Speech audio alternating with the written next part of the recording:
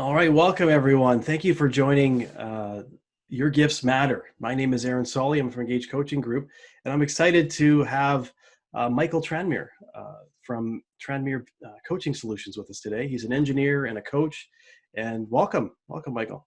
Thank you. Thanks, Aaron. Great to be here. Great to connect with you and your audience. Yeah, glad to have you here. Why don't we kick it off and have you share a little bit more about who you are and where you've come from?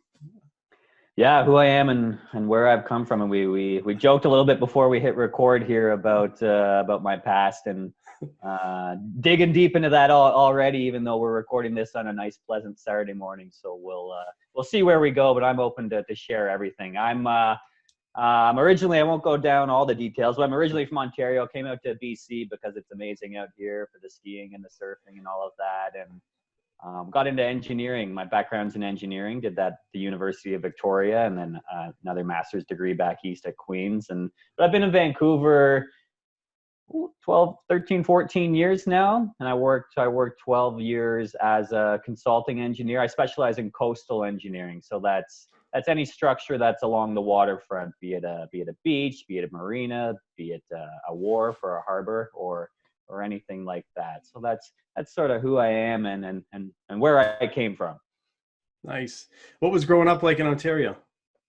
Growing up in Ontario was wonderful. It was super privileged, super fortunate. Two great supporting parents. My parents did divorce when I was about 13, and everyone. I have an older sister and a younger sister, and we all handled that the best that we could have. But something that came up in a hard way later on in my life, and I'm sure we'll get to, was we really didn't communicate at all about what was going on, and you know, my parents are amazing and great, but I was never brought up in a way to be expressive and fully express myself and be okay sharing my feelings and leaning into my feelings. And you know, so that really came, that was really evident now looking back at that divorce, which is obviously a super hard time, but you know, we were always just like, you know, suck it up and keep moving forward. So all of that lack of skill development came back to really haunt me later on in life. And what was it like as a 13-year-old? Like, how did you cope with the divorce back then? I rebelled. I partied more. I mean, I kept my responsibilities and did very well in school and you know, but I really took advantage of the situation. I partied more in high school than most people do. I think I got it out of my system really early, so that was good. Right. Yeah, you know, I just kind of did whatever I was doing a lot harder. I was a lot into sports, but you know, I totally took advantage of the situation a bit and rebelled and you know, did kind of the opposite of really honing in on what you know, how I was hurting. And you alluded to that the real struggle kind of showed up later on. So what showed up later on for you? Yeah, after I moved to, you know, I met a girl at the end of my engineering degree in Victoria, and then we ended up being together here in Vancouver for 12 years. We were married for 6 years. And then our marriage came to a real sudden end about 2.5 years ago now when she left. And that was excruciating. That was not the plan. That was not the vision that either of us had. But again, we both had done the best that we could with the tools that we had. But that was completely devastating to both of us, because you know, she didn't really plan on doing that, and I had no idea that was coming. But one of the things that really led to that was my inability to fully communicate, just as we are doing right now, and to be okay with myself and to let my guard down and not be that caged, high-tempered, at times angry engineer, closed in, that I was all those years. And by doing that, we never had the space where she could fully express what she was feeling, because I didn't know how to receive it. And how did that anger show up? How did Yeah, I mean, how when I look back on those 12 years, how did that anger showed up? It was really just this closed and this caged individual, and I I was not fully open or expressive, and like I said to her, I didn't know how to listen because she wouldn't tell me anything because she would know that I wouldn't be able to listen. I'd be watching TV or whatever it was, or the Leaf game or whatever it may be. And I just kind of numbed all of that in different ways, one of them really being exercise. I did an Ironman, so that took years and years of hours and hours of exercise. So it showed up in a really numbing and avoiding and in way. But I was at the same time, was always searching for something more, both in my career and for myself personally. I just didn't know how to access what that more was. And did you, in the numbing, through exercise, and that were you aware of it? Did you know that that's what you were doing, or were you just, yeah, Not at all. And yeah, and that's got to be such a hard part. And you must see this all the time, Aaron, with the folks that you work with, because I see it all the time now with my right. buddies who I used to do all this exercise with. And I'm not saying for sure that they are numbing and avoiding parts of their life, but they are to an extent. They totally are. And could I see it? Absolutely not. And so that's really the hard part of, well, I knew that something was, I wasn't fulfilled in fully fulfilled in any area of my life. I was just kind of going harder and harder at the things I knew. So I guess the gap was, I wasn't humble enough to ask for help earlier on and be open to realizing that I don't know anything. And how was your like your ex-spouse and other people in your life? How were they responding to that behavior when you were kind of closed I mean, and that's numbing that's out? kind of that's kind of how they knew me, and I wasn't Yeah, like an angry beast sort of guy. I've always had yeah, a big heart, so I don't want to paint myself yeah, in that light. But how were they responding? Like, they didn't have any other tools either, really, to right. support and help me. And it's really just this bubble that I grew up in, and the friends that I had and nurtured, and my ex as well. We didn't know any other way to access what the true challenges were deep within. And was there anybody that like a role model growing up that taught you that that was the way to be a man? Yeah, that's how my father operated for Okay. for sure. And Yeah. then, again, he love him. He's got a bigger heart than I do, for sure. So we're always doing and trying our best. But that's what he knew. Like, we kind of keep it caged in, kind of just keep going forward, going as hard as possible, and then that's how we operate. Yeah. And so, so the coping mechanism for you was the numbing out through activities that you thought were helpful, right? And training for an Ironman and Yeah, it was yeah, interesting. Yeah, because it was always like the go harder at what we do mentality, and it was so interesting getting to the end of the Ironman and crossing the finish line. I did the Mont Tremblant race in Quebec, and it was uh, just a miserable day. It rained an inch that day, and then super windy, and just the complete hardest thing I've ever done. Like, the second half of the marathon was, I just couldn't feel my legs. It was so excruciating. But I just remember getting to the end of the race and just feeling completely empty. Like, I thought I was going to have this huge euphoria, this huge breakthrough, this huge realization. And that was the realization now, that, like, what's the point? There's nothing there. right, right. So this huge accomplishment, and there being a disconnect there in the moment of it, right? Yeah. Yeah. And so, and it, from talking about your experience with your dad and what you learned from him, and like this is all that you knew, right? You're just moving forward in your life with the tools that you were taught, and this was, there was the awareness wasn't there. So when did the awareness show up? Was it the divorce? Was it the Yeah, it was Ironman? it Where was was it it? was it was the divorce, and it was right here in this same living room. Like, it was that Oh, exact moment that yeah. she told me that, she's no longer in love with me, and then she moved out a couple days later. And I write about this in the book that I have coming out this summer, which I'm so excited about.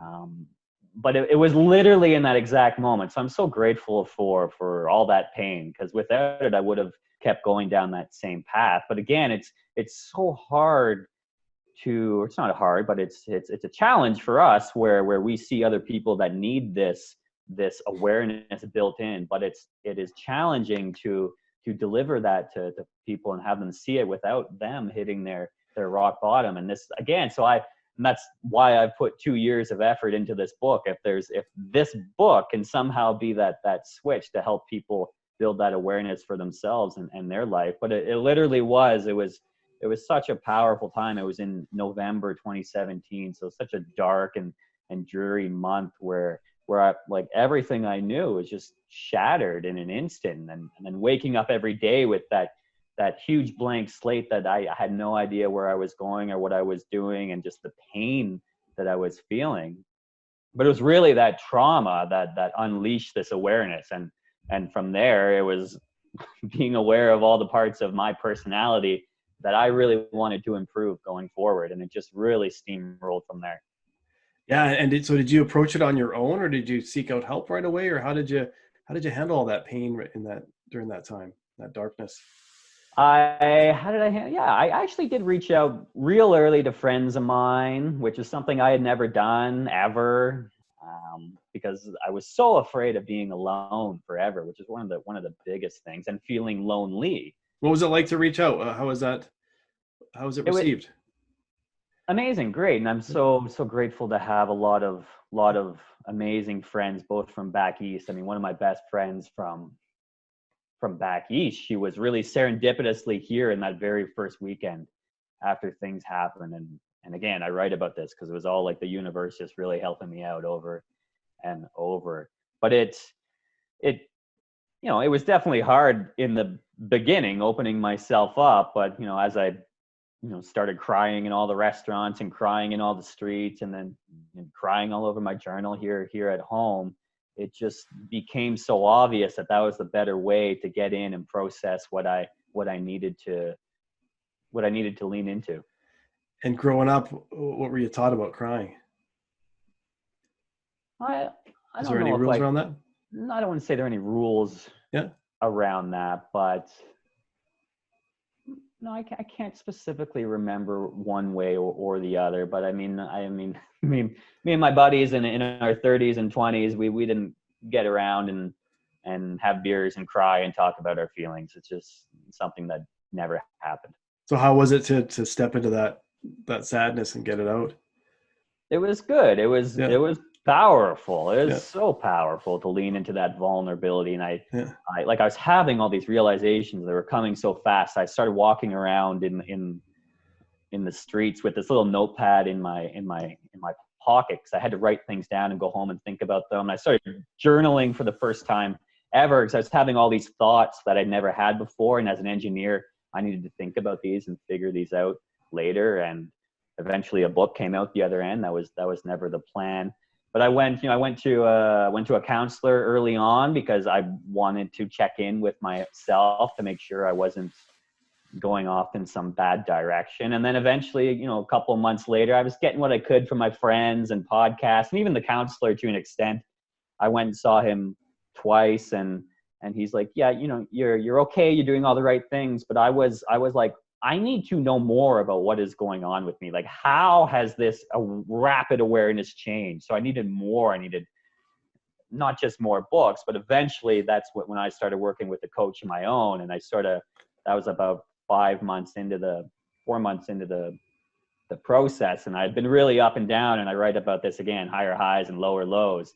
But as soon as I started working with her and just tweaking my mind that little bit more and focusing on my future and really building in that greater mental discipline to work with these new thoughts that were coming into my mind, then it was really like, all of it was really like who am I now that I don't have that identity of the relationship?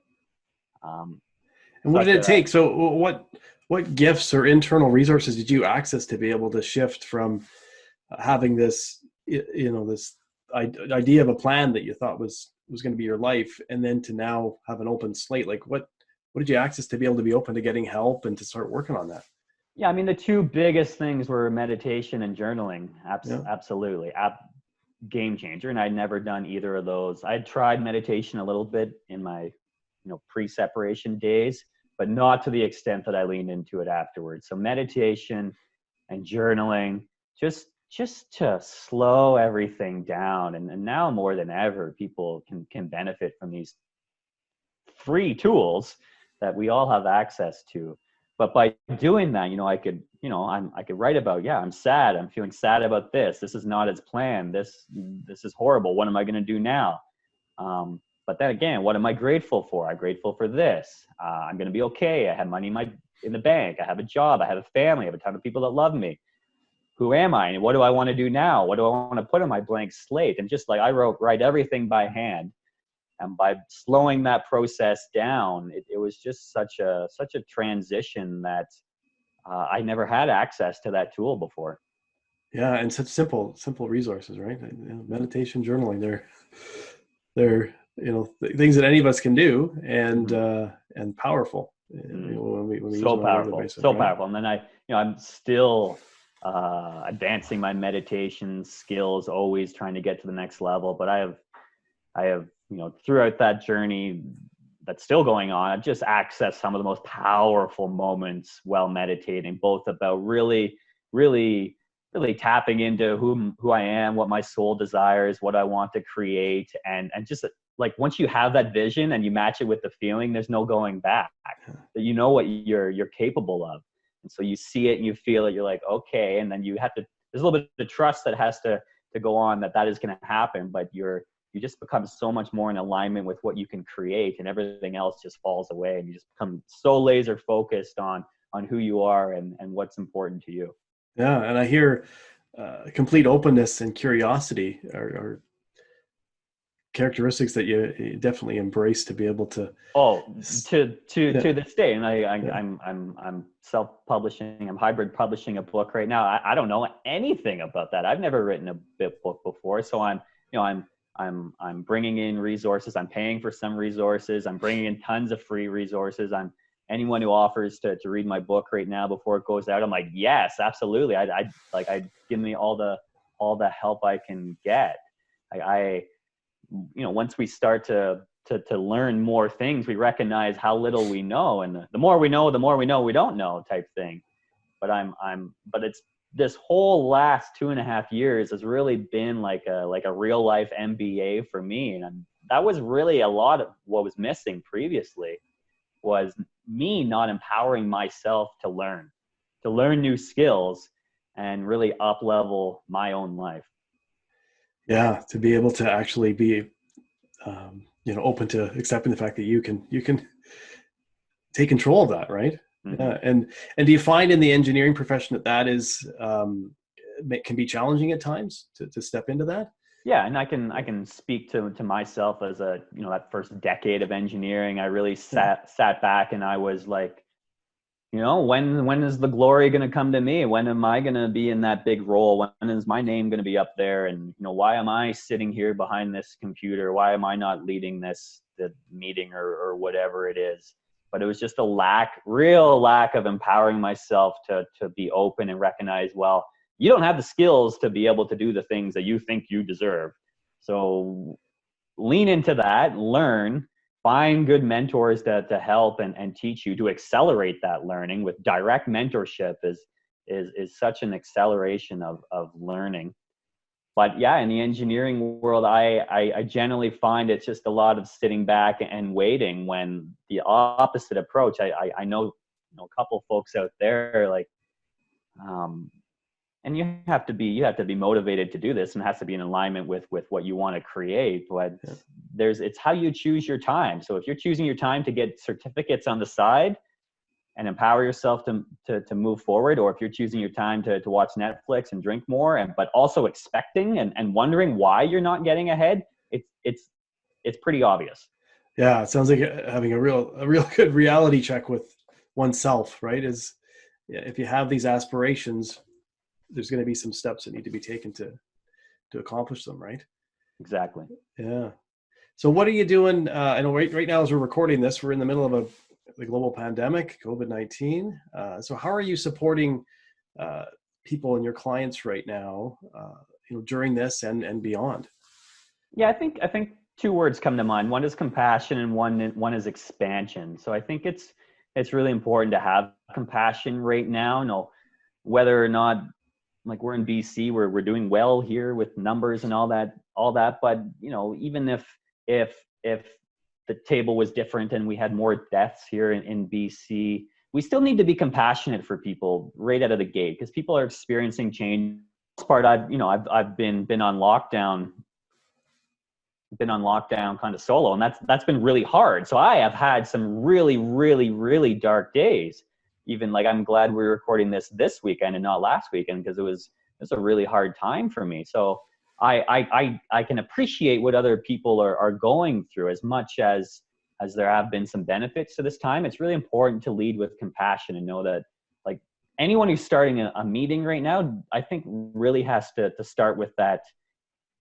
Maybe not if you're doing daily meetings, but if you're talking and meeting with people for the first time in a while, like, just have it out. Go, how are you? And mean it and feel it and share something vulnerable about how this has been a challenging time for you. So start with compassion.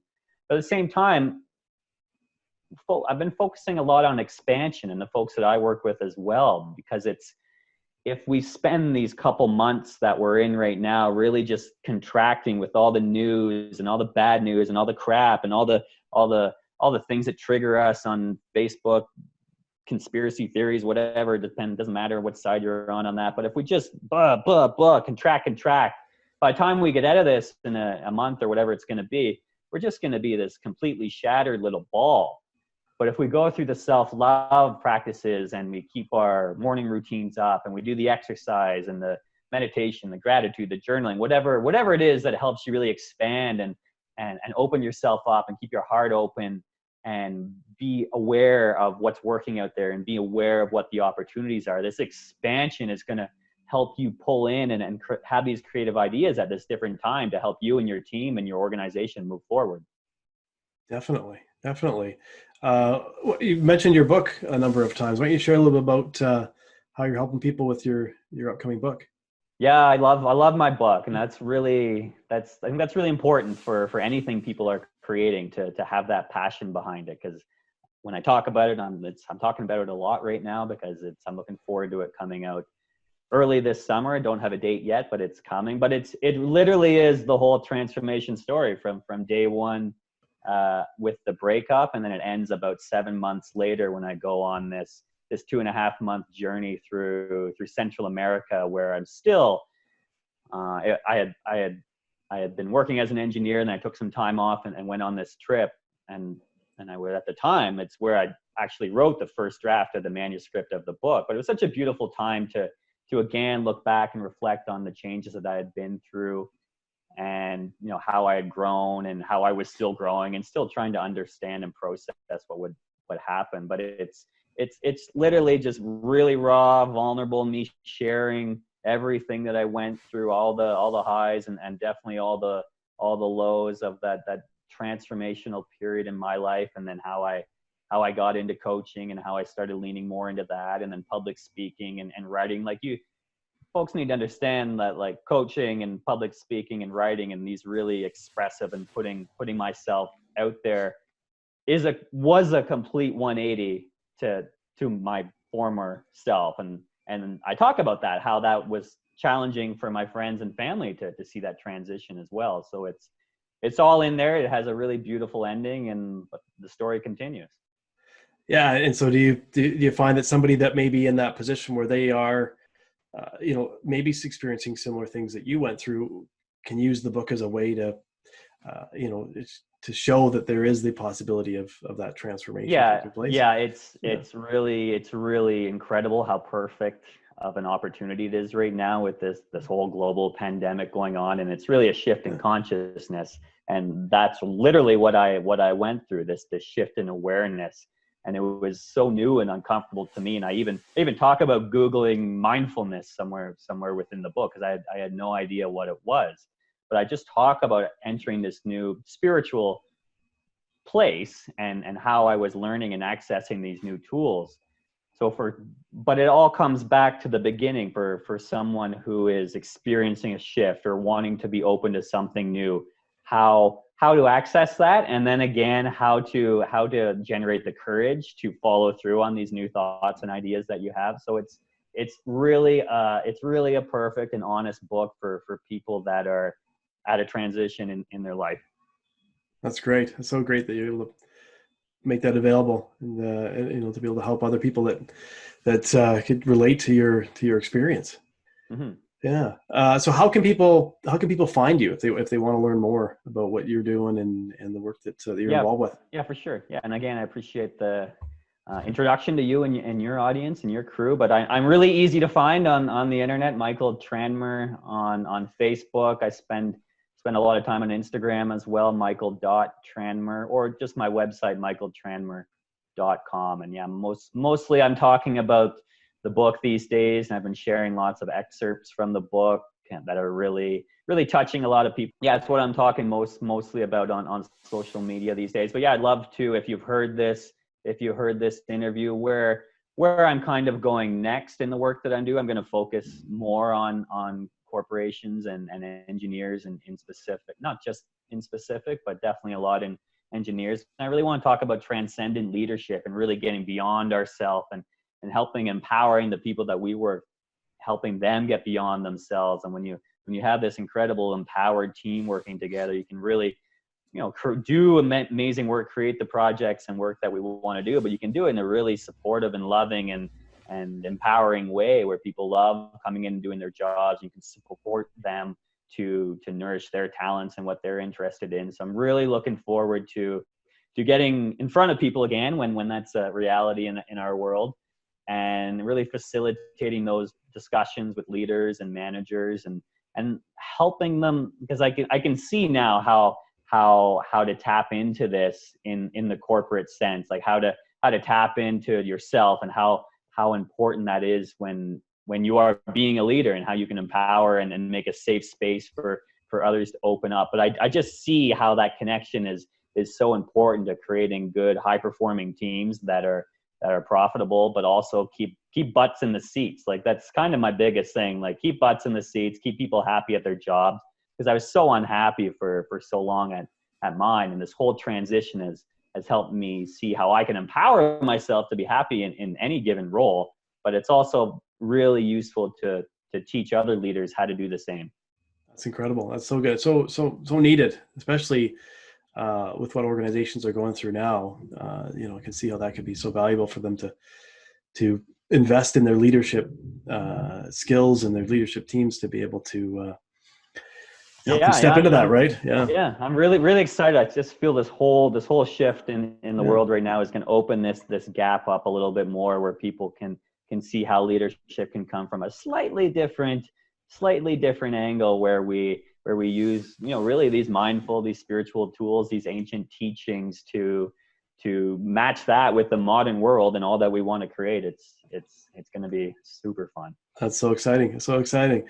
So if somebody's listening to this that perhaps it can relate to your story around perhaps investing in doing a lot of exercise to train for a marathon or an Ironman, mm-hmm. Numbing out in ways that are look like they're beneficial, they're healthy activities, or perhaps they're in a career profession like an engineer, an accountant, and they're feeling stuck. They're not happy.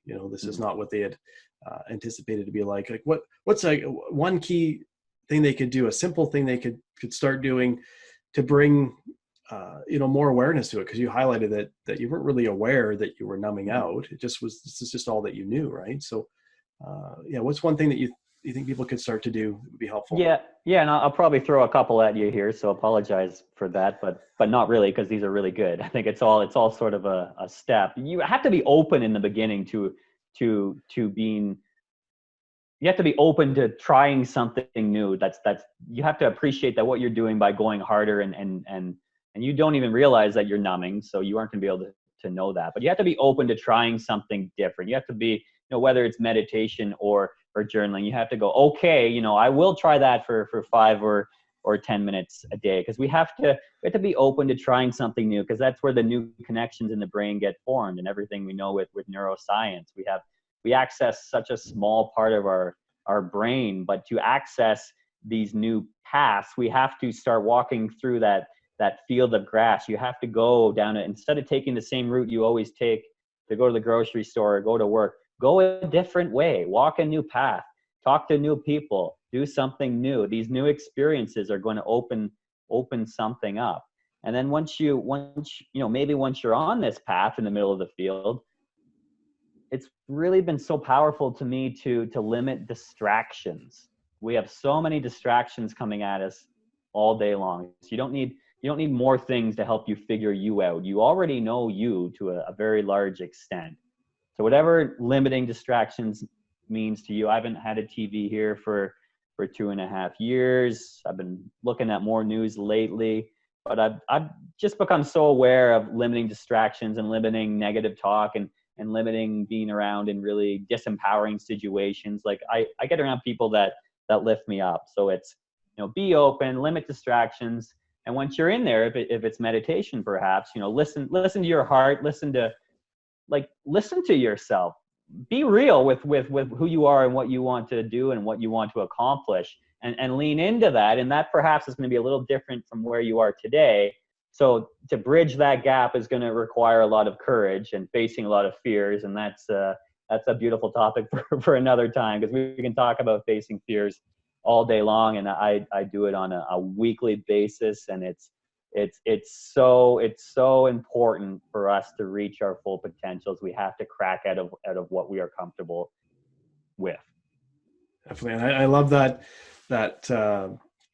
analogy of just taking a different way to work, right? It just just to really simplify things here is to just change the path that you normally would take to go to the grocery store, to your office, or where you maybe go for a walk right now with what's happening. Maybe there's a walking path that you take consistently. Try go right instead of left, and notice what happens. That's so good. Yeah, appreciate. I know. I used to focus on keeping things so safe and controlled and tight, and I wondered why I was not fulfilled, and because my fulfillment wasn't going to come from trying to control the world. That's impossible. We need to crack out of that and exactly go down a new path and be open to all the scary things that are going to happen down that new path. But that's where fulfillment comes from. That's great. Well, I appreciate your time today, Michael, and for being here and sharing, openly sharing your story and how you've been able to access, gifts that I see as, being open and fully aware of who you are and where you want to go to, right? Bringing that awareness there. It's huge. Yeah, my absolute pleasure. Great to be here with you, Aaron. Thanks so much.